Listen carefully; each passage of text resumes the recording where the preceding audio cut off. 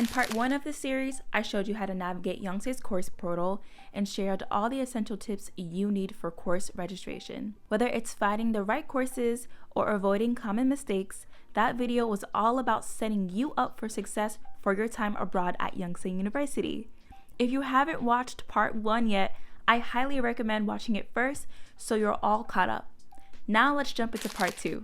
Here's what we're going to cover. I'll talk about the topic of the courses, the major assignments like papers and exams, and which ones I would recommend for you to take. Then lastly, I will share my best tips for excelling academically while still having time to have fun abroad in South Korea. And to make this as easy as possible, I've added chapters in the video so that you can skip to parts that are most valuable to you. So this was my class schedule for reference. I took 5 courses when I was abroad in South Korea, and I was super overwhelmed about how I would perform in them because it would be my first time taking 5 courses during a semester. And the fact that it was abroad, I was like, I'm not even gonna be in America and I'm taking 5 courses for the first time. I can only imagine how challenging and a little bit difficult that it may be, but I'm here to share that it's actually not too bad. So the first course that I'm gonna start off with is Media Communication in Korea. It was all about understanding how communication and culture work together to shape modern Korea. So there were 2 major assignments. The first one was a group project. We got to choose a popular Korean narrative to analyze and research. So my group chose the K-drama True Beauty. Guys, I completely fell in love with that drama. Mind you, at that time, I had never seen it, which I know is crazy, but I fell so in love with the main character, and I'm team Han So-jun here, so if you are team Suho, you can go kick rocks. I love me some Han So-jun. Guys, I didn't even know that the drama was filmed on Yonsei campus. I lost my mind. I was like, no way am I attending a school where dramas have been filmed, and I'm pretty sure probably multiple dramas have been filmed on Yonsei campus, but I just wasn't aware. So isn't it crazy that my homework was literally to watch the drama and analyze it and find things to present to the class? But let me know which team y'all are on in the comments, Han So-jun or Suho.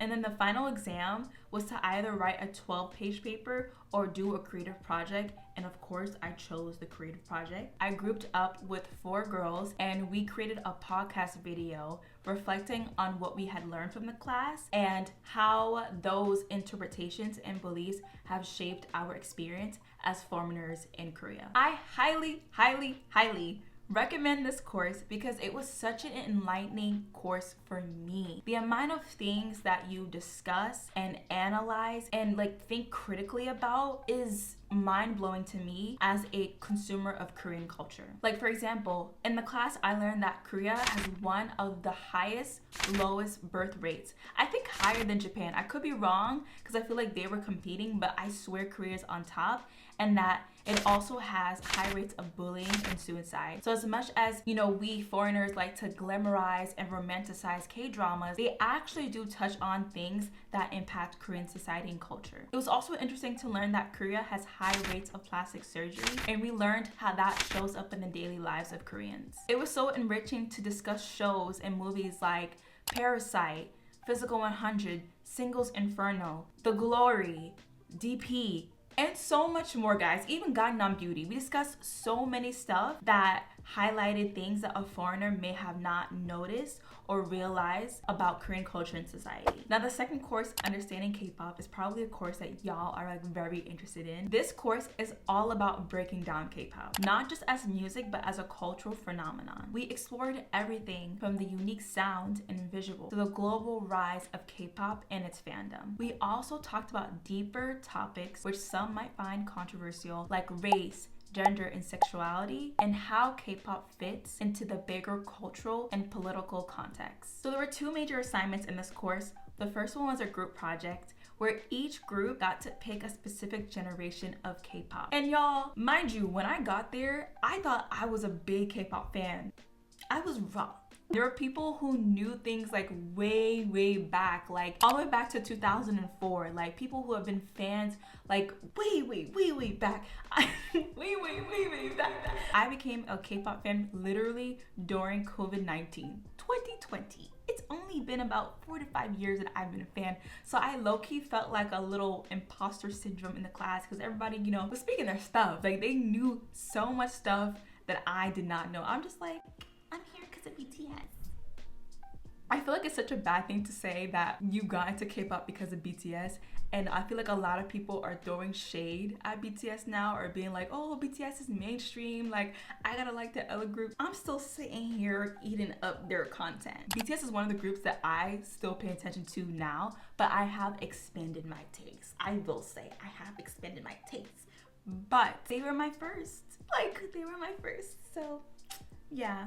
Anyways, back to the group project. So my group, we chose Generation 6, and at the time, there was little to nothing about Generation 6, and there were people even arguing whether Generation 6 had even begun. So we had to find whatever we could to argue what Generation 6 of K-pop looked like. And we chose girl groups like New Jeans, Mave, XG, and Baby Monster. These groups gave off futuristic Y2K cyberpunk vibes that defines Generation 6. We mostly talked about how K-pop is solidifying its presence digitally and really taking advantage of platforms like TikTok. Even though YouTube acted as the original platform for reaching global audiences and promoting the groups. Like, do y'all remember where Kokona from XG went viral for her cypher? Like, she took over TikTok. Everybody was talking about her talent. Even, what's his name? You know, something Jackson. You know, that Jackson Wang, this person.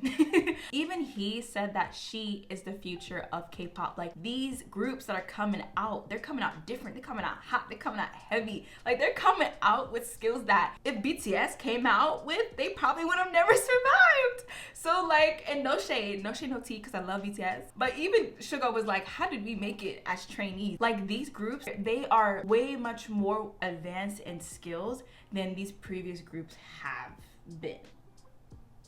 You know, agree to disagree. But also in my presentation, my group and I discussed how social media is becoming a heavy tool that K-pop groups are using to engage with their friends in a whole different level. And we're seeing more interaction amongst K-pop idols themselves, which we haven't been able to see previously. Now we see them doing TikTok dances together or them collabing over their song or another group's song. Like it's really nice getting to see K-pop idols collaborate and come together, because for so long I kind of felt like their worlds were like different and they're like, you know, we have to do what we have to do to promote our music and you have to do what you have to do to promote your music. So I'm so happy that like we see the friendship, we see the community, and we get to see their worlds collide. But especially with New Jeans, when they debuted and they dropped my oh my god, yo, they took over TikTok. Like those girls, everywhere I scrolled, their edits was there, their dance was there, like pictures of the group members where they were everywhere on my TikTok For You page. And I'm not complaining because I love me some New Jeans. But they literally took TikTok by storm. I'm pretty sure the song OMG and Love Me Alone, Ditto, OMG, Hype Boy, all of that, the edits, the choreography, all the videos that people made about those songs is what took them to a different level. And I will also argue that New Jeans attracted a lot of people to get into K-pop because of their immense power during that time on TikTok. Let me know in the comment section down below. Let me know. And then the final project for this class was either, again, a 12-page paper or a creative project. And best believe I chose the creative project, because who is writing a 12-page paper? So you may or may not believe me, but I actually recorded a music video in a group. And you know, if I do put a clip of me dancing, it's because I really love y'all. But I'm really putting myself out there, y'all, because I am no dancer. I am not a dancer. So the group and I learned the choreography to the song called Flower by Jisoo. You know, I can't even do it right. Anyways. But the project was so fun. We had outfit changes. We went to different locations on Yonsei campus. Like, we took it seriously. Like, this was a serious orchestration of a video. We were like, production, the lights, the outfits, the makeup. Everything was so cool. It was so fun. And we literally were dancing in front of people as people were touring Yonsei, which was also really funny. I also highly recommend this course because it really goes deep into the history of K-pop, like all the way back to America occupying Korea and how American music and Black African American culture and people have influenced K-pop. We also talk about SOTAEJI and the Boys, which is a group that has been argued to lay the foundation of K-pop and the music, the sound, everything of what K-pop looks like now. And it was just all very enlightening because I was like, K-pop took a storm. Like it just came, for me, it came out of nowhere. So it was really cool for me to really understand its roots, its origin, especially with Black culture. Like, if you really look back, Black people are universal. We lay the foundation of a lot of things. And that's on period. So I really highly recommend this course. It's very fun, it's very informative, and you get to watch documentaries and you get to really dive deep into the system and foundation of K-pop. The third course was Understanding of Digital Media. This course explores how digital media shapes modern South Korea. We cover topics like the role of social media, online platforms, with a special focus on Korea's unique digital transformation. So there are 2 major assignments. So as a student in the class, I had to write 4 reading memos. These were 1 to 2 page memos based on the week's reading. I had to write about 4 readings throughout the semester, and they had to be submitted by Friday of that week. And then there was also a final paper, and I couldn't escape the 12-page research paper. So for this class, you had to write a research paper between 12 to 15 pages, and it had to be about digital media technology. My paper focused on how digital media, specifically Netflix and the K-drama fandom on TikTok, introduces Western audience to K-drama. I explained the features of K-dramas that resonate with Western audiences and wrapped up by discussing their impact on Western fans. To be honest, y'all, I kind of dozed in and out, like not literally, like maybe I should say I kind of clocked out while I was in class. I am the type of student to sit in the front of courses where I know I may find the content boring or the professor to speak in a way that makes me like not engaged. So I sat right in the front. So he knew me. We were besties that semester. But I will be honest to say that the structure of the class was a bit boring to me. I think that because he spoke so much and presented so much, I was clocked out. But the minute he had visuals or videos to complement his presentations, then that was when I was the most engaged. So I can't say too much about this course, but I really enjoyed its central theme and focus. So now my next course is the KLI Level 2 Non-Intensive course. So I forgot to mention early on in the video, but when you are registering for your Korean language course, and I think if you're registering for a course that's between 1 and like up, everybody takes a placement test. It doesn't matter if you place yourself in level 1, level 2, level 3, level 4, you take a placement test when you get to Yonsei, and that will determine which level that you get into. So it doesn't matter what level you think you are, they're going to place you in a level based off the results on the placement test. Don't be overwhelmed or panicky about like, oh, I have to perform well. Oh, like I have to get everything right. Y'all, I left pages blank on the placement test only because there were things that I didn't know. Like I'm not gonna force myself to know something if I don't know it. And the whole purpose of the placement test is to test to see where you are at. It's not a form of punishment, and it's not to be like, oh, you don't know enough Korean, da da da da da. It's literally to help you. So when you get there, take the test the best of your abilities and trust that you'll be in the class that you're meant to be in. I will say this class was one of my hardest class, only because it required a lot much more intentional like studying and memorizing than any of my other courses. So my Korean teacher, obviously she spoke Korean, entirely Korean, and I loved her. Oh my God, I loved her. I missed her, honestly. I will say that like before I went to Korea, I did take a semester of Korean at Brandeis before I went, so I knew how to read the alphabet, I knew how to introduce myself, I knew how to do the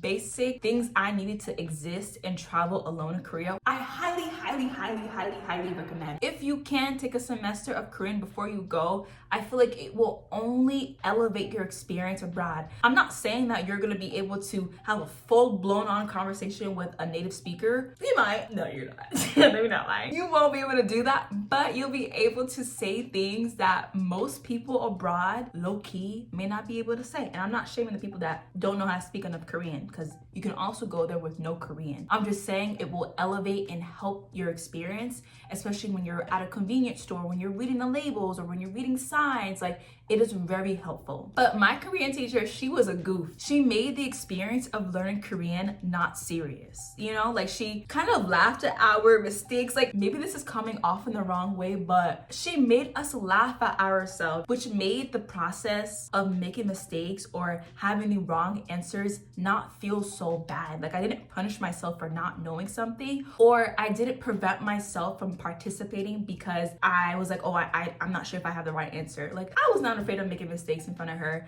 and I was also not afraid of making mistakes with the other people in the class because they also took the placement test and they also got placed in the same level. And for me, at the beginning of the semester, I kind of felt like there were people who were a little bit more advanced as me, but then I realized we all on the same level. We're all here, like, you know, learning the same things, and the teacher, amazing. So Sungsinim, if you're seeing this, which I don't think you will, amazing teacher, you know, I love you. The course was not too hard. The assignments, the homework was not too hard. There was a little bit of code calling in the class. I know sometimes I feel like as a student, I want to know if there's code calling. For my teacher, there was like a pattern and rhythm to it, so you kind of knew that you were the next like student to be called on, so you kind of like prepared for it. Also, what helped me in the course, like I said previously, was not being afraid to look stupid. There's no such thing as looking stupid, or being afraid of making mistakes. Literally, you are learning a language. The whole process of learning a language is making mistakes. So be very comfortable with making mistakes, or else you won't learn. So me raising my hand, even though I knew I might not have the right answer, is what really helped me progress. Speaking and putting myself out there. So with this class, like I said, I had to intentionally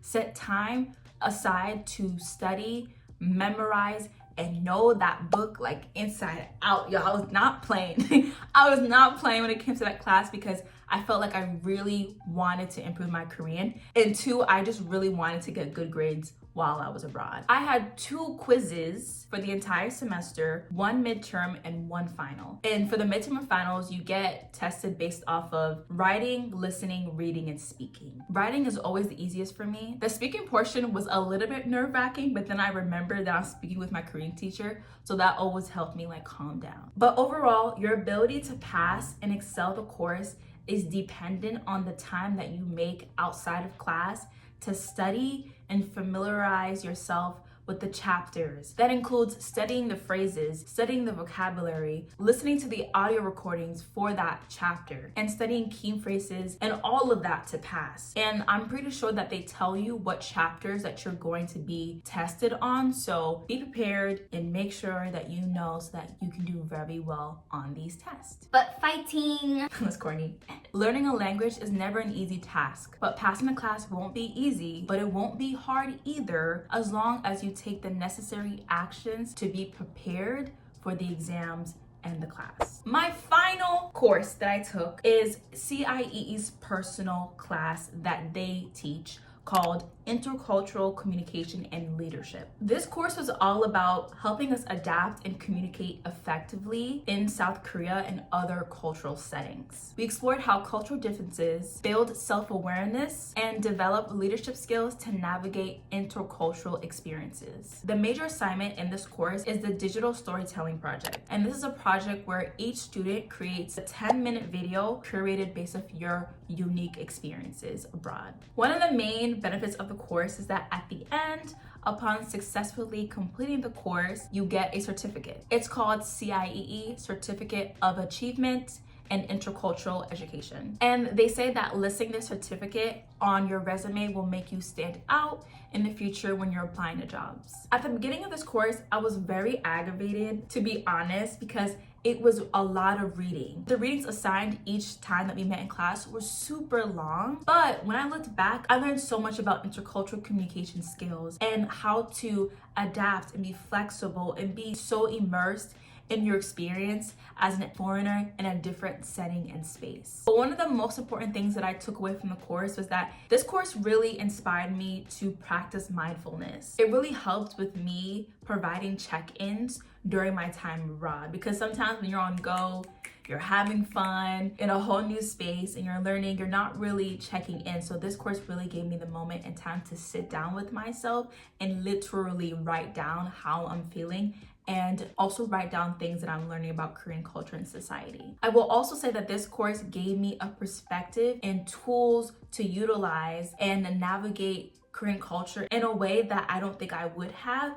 if I didn't obtain the information in that class. And lastly, it really encouraged me to speak with native Koreans, which I really wanted to do during my time abroad. So guys, that is a rundown of all the courses I took abroad. So hopefully that gave you a sense of maybe of what to expect when you're abroad or taking similar courses when you get to Yonsei. Lastly, I'm going to share tips on how to excel academically while still making time to have fun in Korea. I can proudly say that I got all A's while I was abroad, and that was only because I prioritized time management and had a good balance between academics and fun time. During the week, I focused on studying and keeping up with my courses. I reminded myself the main reason why I am abroad anyways is because I'm here to study. Attending such a prestigious institution like Yonsei is a privilege, and exploring the whole country is a bonus to the whole experience. But I will say, making time for myself and having fun was just as a priority.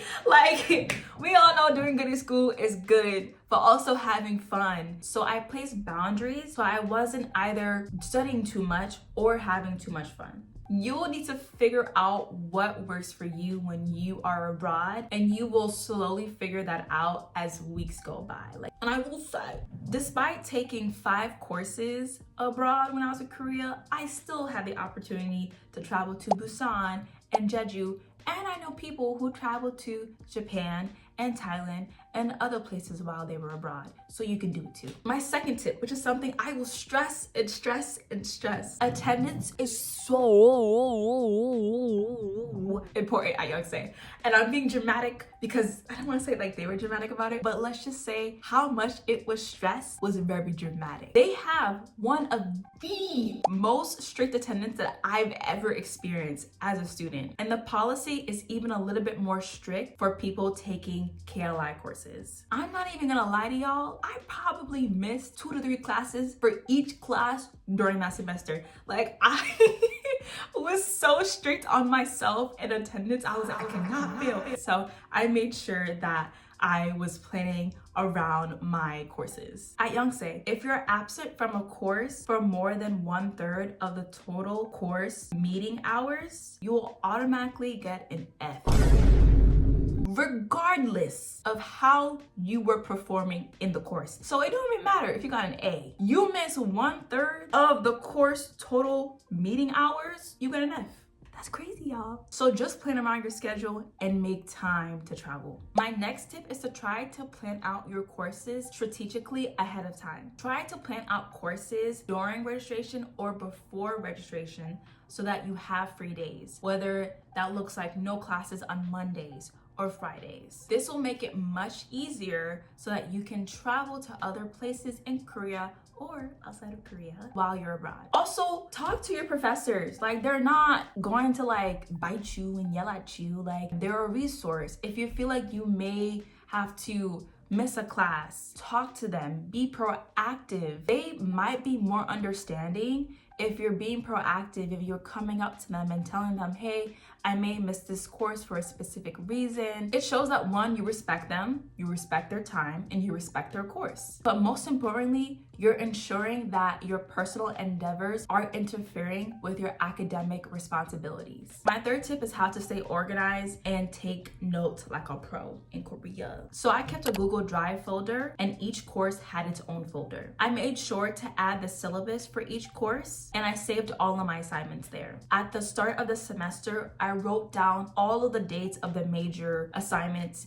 exams, and quizzes. I put them specifically in my iPhone calendar, and my planner, because those are the two things that keep me organized. Whether you use a calendar, a planner, Notion, Google Calendar, or another system, find an organization method that works best for you. In class, I took notes on my computer or my iPad. But if taking notes on your device isn't your thing, don't stress, because Korea is literally the best place to buy stationery items. Like, do not go stressing and scrambling for like your school supplies in your country, like before you get to Korea. Wait until you get into Korea, because there's so many places to buy affordable stationery items and school supplies, literally steps away from campus. Artbox is an example, which is literally maybe less than 5 minutes away from Yonsei campus. Artbox has an amazing selection of notebooks, pens, anything you want, like sticky notes, stickers,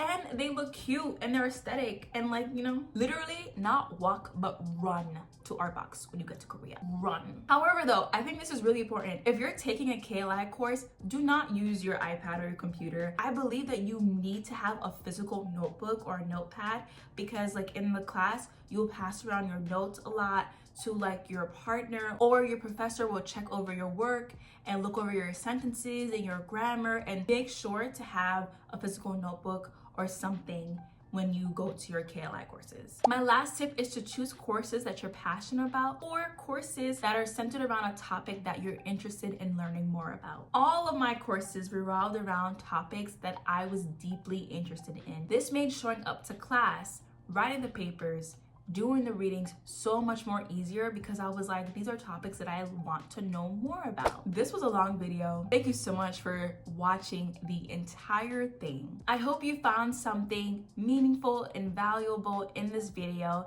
and you feel a lot more, or a little bit more confident going into navigating Yonsei's course portal. I'm also planning on creating a reflection video about my time abroad in South Korea. So if you have any questions, or you have topics that you want me to cover, please let me know in the comment section down below. I would love to hear what you guys want to hear about. In the meantime, don't forget to check out this video where I explain how I got into Yonsei. Thank you so much for supporting my channel. It really, really, really means the world to me. I'll see you in the next video. Bye!